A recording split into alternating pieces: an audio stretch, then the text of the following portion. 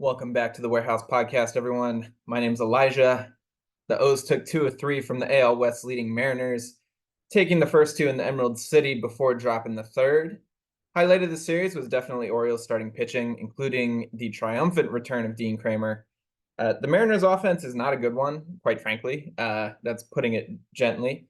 But nevertheless, Orioles starting pitchers combined for 17 and a third innings, only 2 earned runs, striking out 22 in the process, and allowing only 8 hits.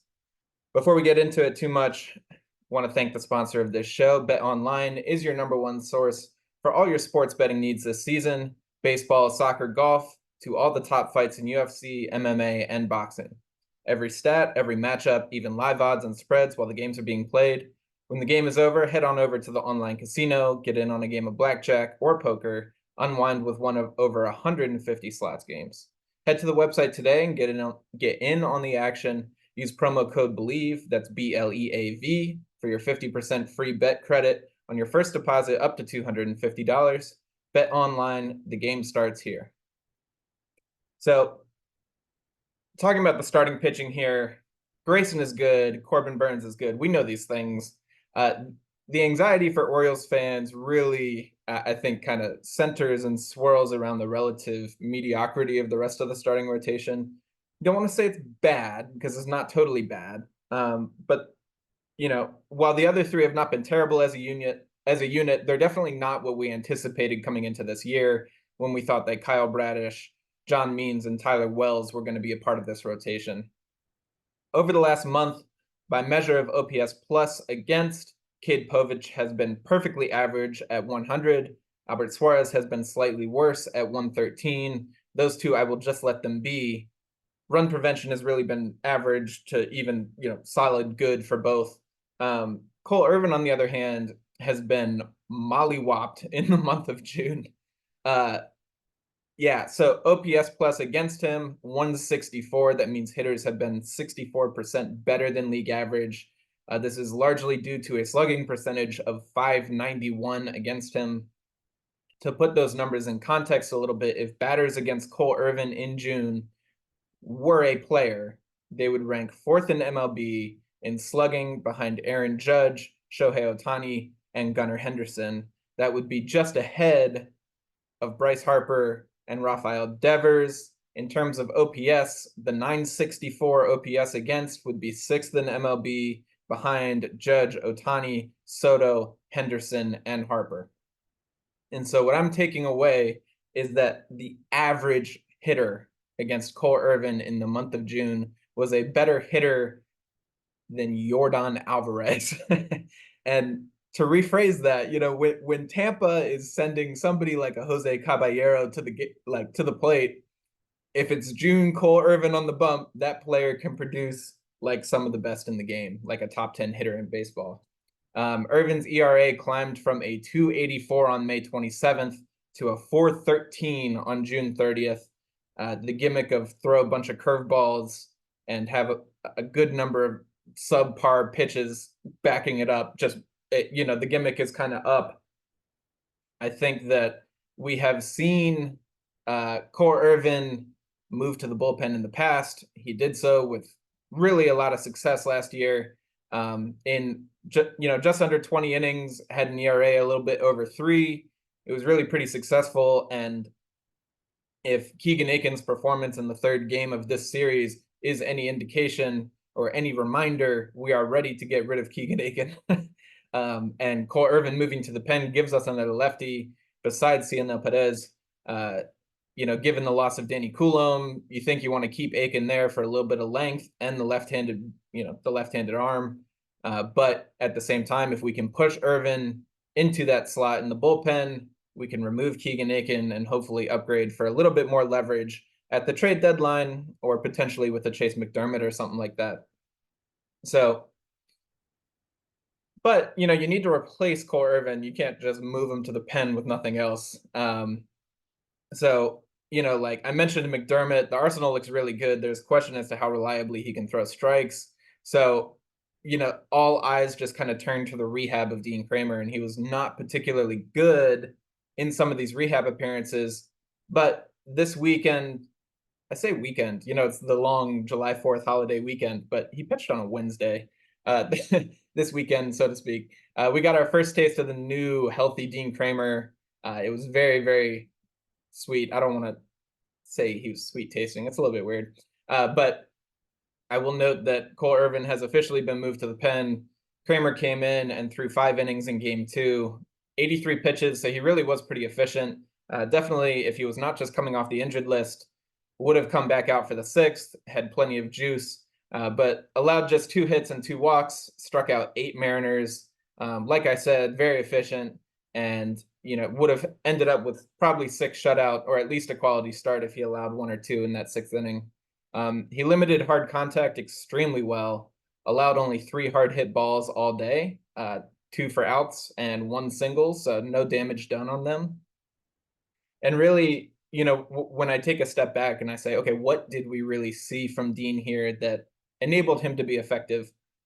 I think the first thing that I'll say is that he was facing the Mariners. And once again, this is a team that has really struggled offensively. I think in terms of batting average, they're worst in the league, if I remember correctly. But in terms of swing and miss, they are the third worst team in the league with a 28% whiff rate. That just gives a little bit of context. That is a bad figure. Whiff rate of 28% is not good. Almost 1 in every 3 swings you take, you just objectively miss. That's not a great figure. And so that helps, lay the context for Dean Kremer putting up a 47% whiff rate on his four-seam fastball, 44% whiff rate on his splitter.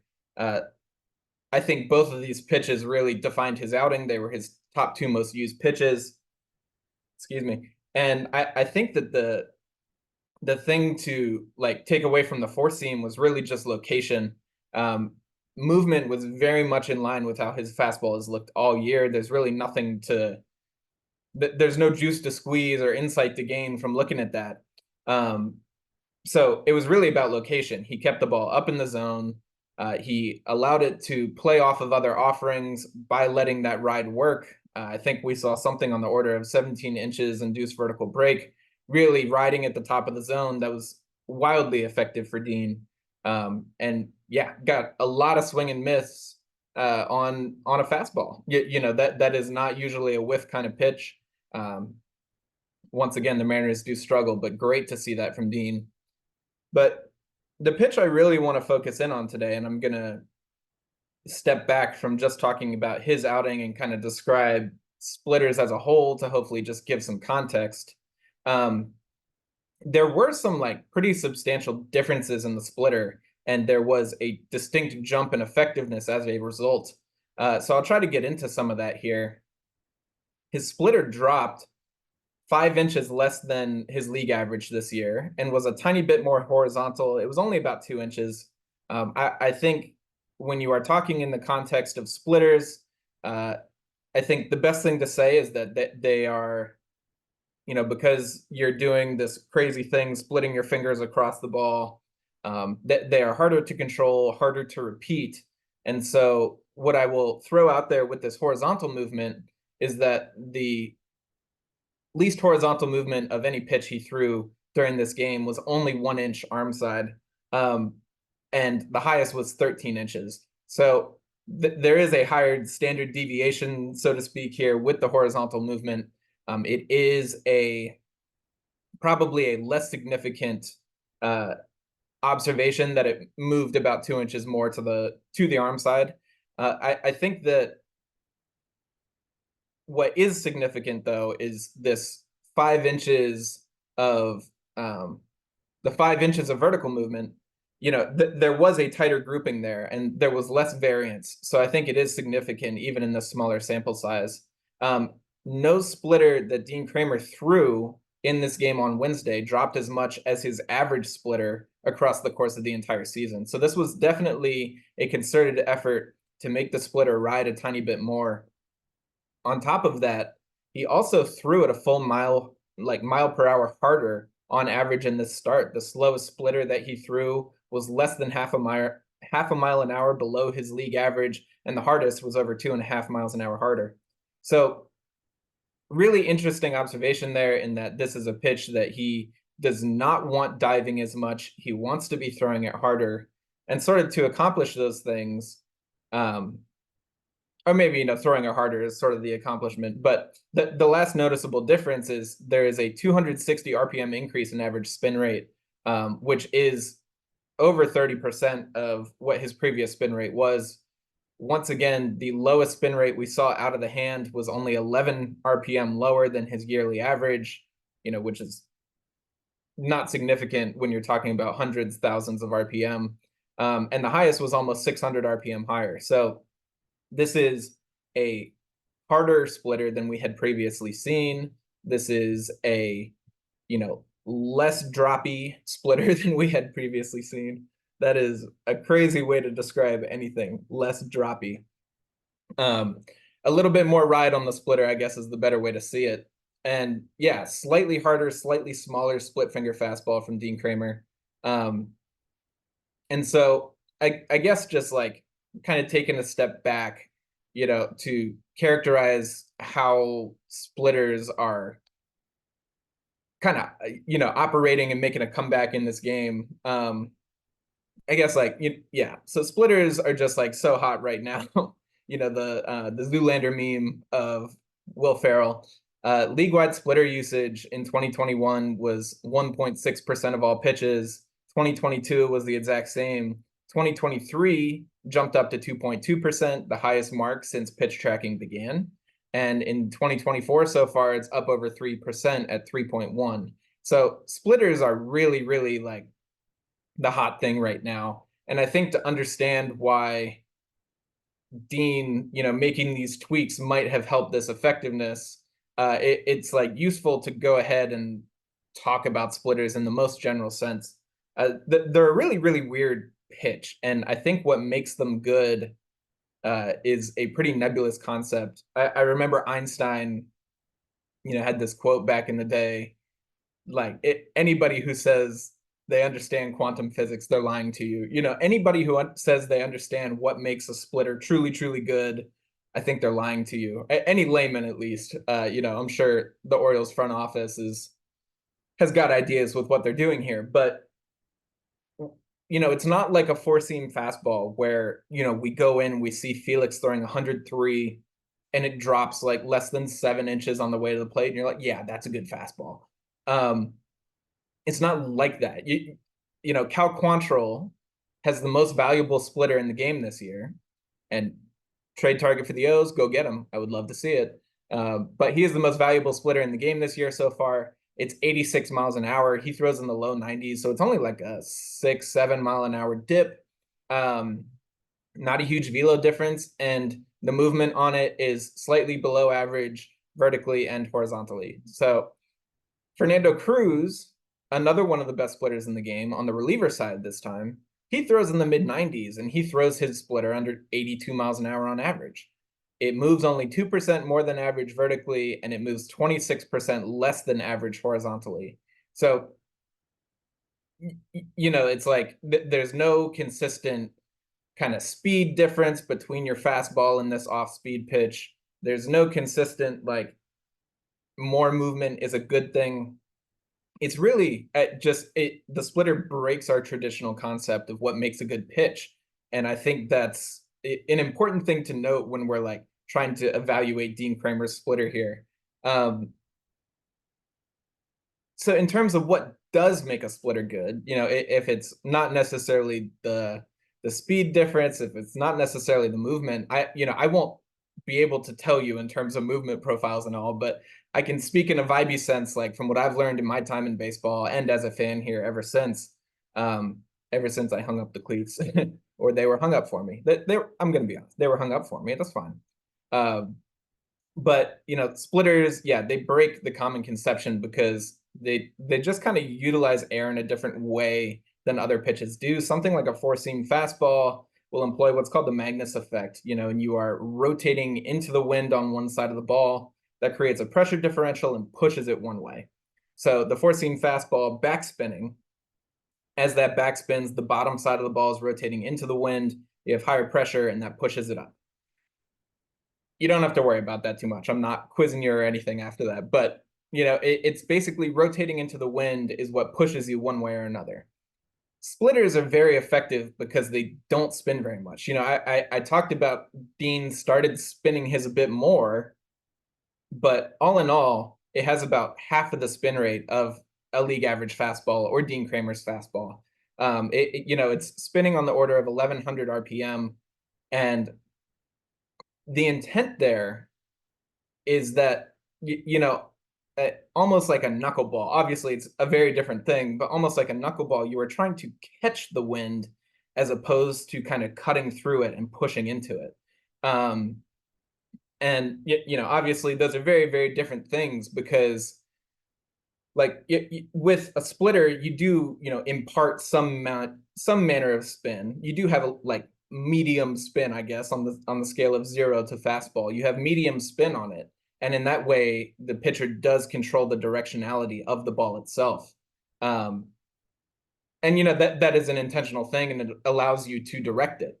But I guess like kind of the way to think about it is, these high spin ones are kind of cutting through the air.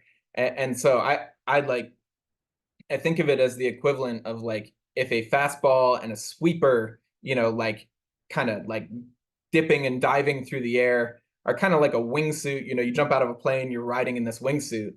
The splitter is the equivalent of like just free falling for a while and pulling the parachute. It like catches that wind a little bit differently, probably has more drag as a result of the less consistent profile, and it gives you a very, very different path to the plate, I think, is the important thing.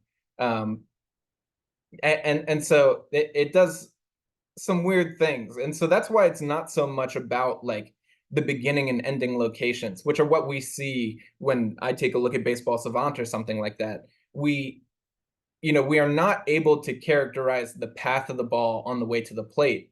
What Baseball Savant does is it says, hey, the pitcher released it here, and it moved this much on the way to the plate in this direction and this much in this direction. And that's all it gives you. It does not say that, it moved this much in the first 20, 30 feet, and then it moved this much in the last 30 feet. If it does, please tell me, because I haven't been able to find it anywhere. I think Lance Brosdowski, he was just on the Verge pod. He's a really, really great guy. If you have not heard of him, definitely check him out, YouTube and Twitter. He did a video essay basically a couple weeks ago about different sinkers and how they're, some are more effective than others, despite the fact that they do not metrically seem as good. And one that he pointed out was Kyle Bradish. And there is a manner of deviation from the expected spin and maybe just later movement, and having, teams having found ways to keep a ball on one steady trajectory for a bit longer and then still have it dive and still achieve what it was meant to do, but just do so on a different path. If you can stay within the tunnel of a four-seam fastball for longer and still, achieve some manner of like diverting from that path, that's going to be the most effective thing. That's what we all want. Like from the time that you are 8 years old, people are talking about late movement, even though none of us at 8 years old can actually achieve late movement. But yeah, so the path that this ball takes on its way to the plate is a very, very different path than others. And that's why you hear the word tumbling associated with a splitter very often. It kind of describes how it seems to just like kind of fall off a table really part way to the plate. And I will not like sit here and pretend that I know exactly what the Orioles are going for in like having Dean throw this harder and with a tiny bit more spin and a little bit less movement. I will give my best read, and it falls in line with that tumbling idea that you can keep something, on this plane, on a table, so to speak, and then have it fall off a bit later. And you can, pull that parachute when you want to, I guess is the way to say it. And so I guess like backing up a little bit, Dean started throwing the splitter this year, and dropped it in favor, or dropped his changeup in favor of this split. And so, like, to compare the two quickly, the split is a mile and a half slower. It has a similar vertical profile, and the change ran almost twice as much to the arm side. So the split is slower, same vertical movement, and has much less horizontal movement. Intuitively, it just seems like a substantially worse pitch. But Dean Kremer also has a sinker that runs 15.5 inches horizontally, very similar to the run of the changeup last year, 15.4 inches. And so, like, despite the fact that the change and sinker weren't the same speed, the splitter kind of occupies a somewhat different movement profile that wasn't part of that repertoire last year, being a bit more vertically oriented, still, off-speed pitch.